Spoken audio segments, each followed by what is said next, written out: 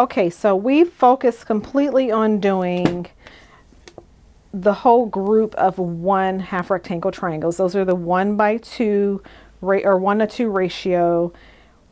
2, so you see the 2 in the hexagon there, that's going to be 1:6 ratio, and it is literally the same thing. So we're going to be doing the same things, but instead of using the seam and cutting guide lines for the 1, we're going to be using the seam and cutting guide lines for 2.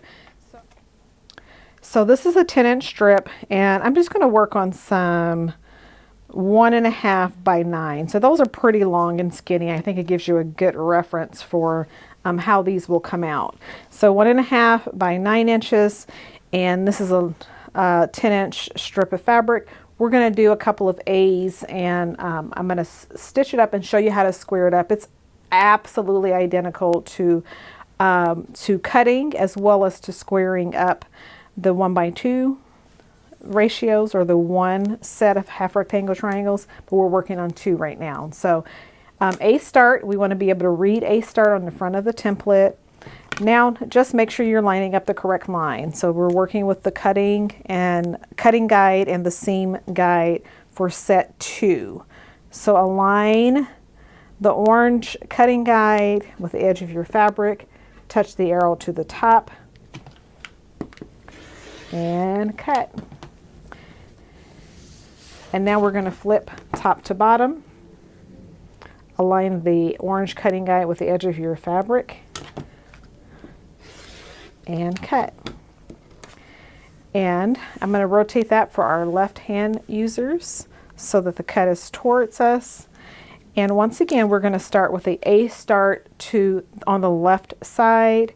We're going to align that orange dashed cutting guide with the edge of the fabric, touch the arrow to the left hand side, and you're going to cut. Okay, and then we flip it left to right. Remember, align the cutting guide again with the cut edge of the fabric, and you're going to cut.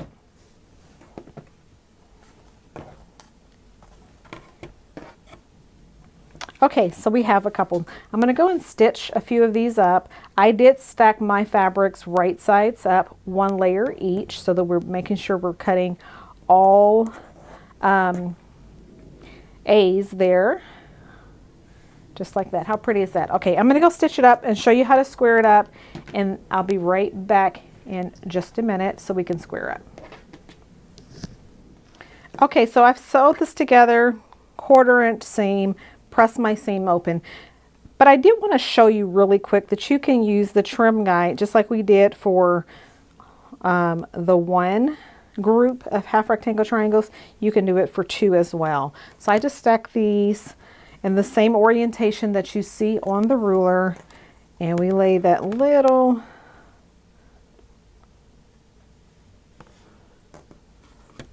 it's even tinier because the angle is a lot steeper on this.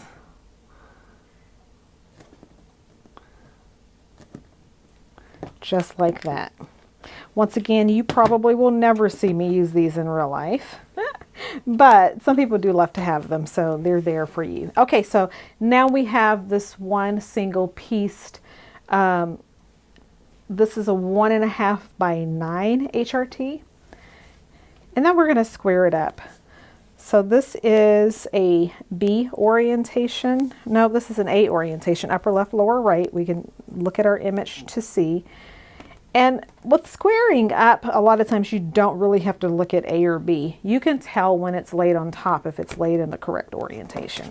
So I always turn mine towards me this way as a right-handed quilter. And we're going to do the same thing we did with our group 1 half rectangle triangles. So we align the seam line on the ruler with the seam line on the HRT unit, and we make sure that the upper corner here is on the fabric, and also that the corner mark on at the bottom of our HRT is also on the fabric here, so that we have room to square up on all 4 sides.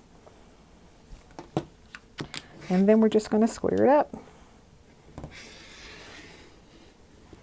And this is definitely that step where you check and double check, because this is where your precision comes in.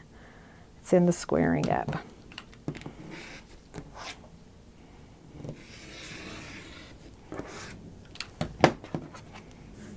And there we have it. That's pretty. So I just showed the A orientation. B is going to be identical. You start with B start, flip top to bottom. If you're doing right-handed cutting, or B start on the left if you're doing left-handed cutting, and flip side to side. And it's the same, literally the same as cutting with the one group of half rectangle triangles. We're just using the lines for 2 instead of for 1.